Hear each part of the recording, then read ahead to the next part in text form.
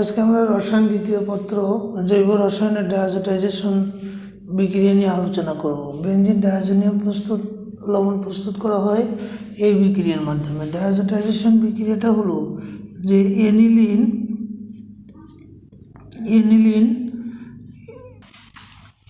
Nitrous অ্যাসিডের সাথে বিক্রিয়া করে NaHNO2। এই নাইট্রাস অ্যাসিড তৈরি হবে সোডিয়াম নাইট্রাইট ও গাঢ় HCl এর মিশ্রণে। বিক্রিয়াটা ঘটবে 0 থেকে 5 ডিগ্রি সেলসিয়াস তাপমাত্রা, অর্থাৎ 5 ডিগ্রি সেলসিয়াস তাপমাত্রার নিচে এই এনিলিন নাইট্রাস অ্যাসিডের সাথে বিক্রিয়া করে বেনজিন ডায়াজোনিয়াম লবণ উৎপন্ন করে।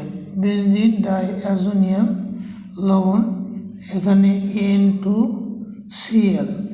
ডাই মানে দুই, অ্যাজো মানে নাইট্রোজেন, তাহলে ডাইঅ্যাজো বলতে দুটো নাইট্রোজেন বোঝায়, সেই জন্য আমরা বলি বেনজিন ডাইঅ্যাজোনিয়াম ক্লোরাইড। এটা একটা লবণ।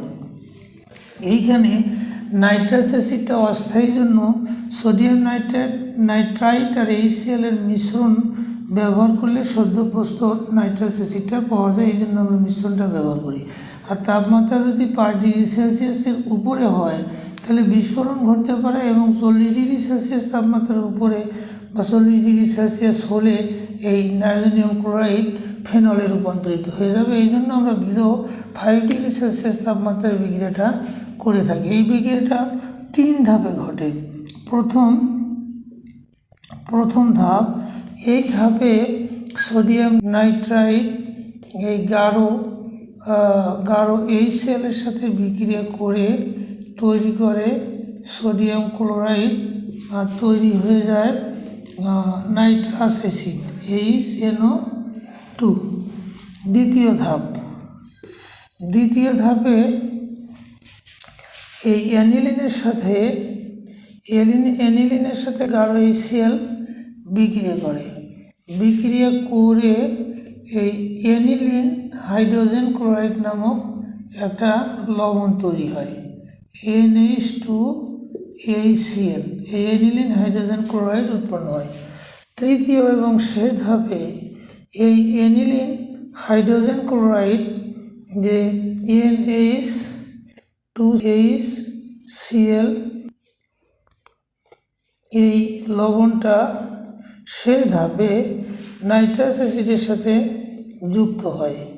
নাইট্রাস অ্যাসিডের সাথে যুক্ত হয়ে ফাইনাল উৎপাদ বেনজিন ডায়াজোনিয়াম লবণ তৈরি করে। বেনজিন ডায়াজোনিয়াম লবণ N2Cl তৈরি করে।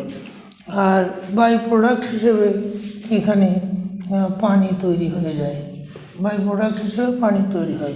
এইভাবে বেনজিন ডায়াজোনিয়াম লবণ তৈরি করা হয়, এবং এই বেনজিন ডায়াজোনিয়াম লবণ প্রস্তুতির যে বিক্রিয়াটা, এই বিক্রিয়াটাকে বলা হয় ডায়াজোটাইজেশন বিক্রিয়া। এই ডায়াজোনিয়াম লবণ অত্যন্ত গুরুত্বপূর্ণ বিকারক, এবং এই ডায়াজোকরণ বা ডায়াজোটাইজেশন বিক্রিয়াটা আমাদের খুবই ইম্পর্টেন্ট। এটা পড়তে হবে এবং মনে রাখতে হবে। আজকে এই পর্যন্ত।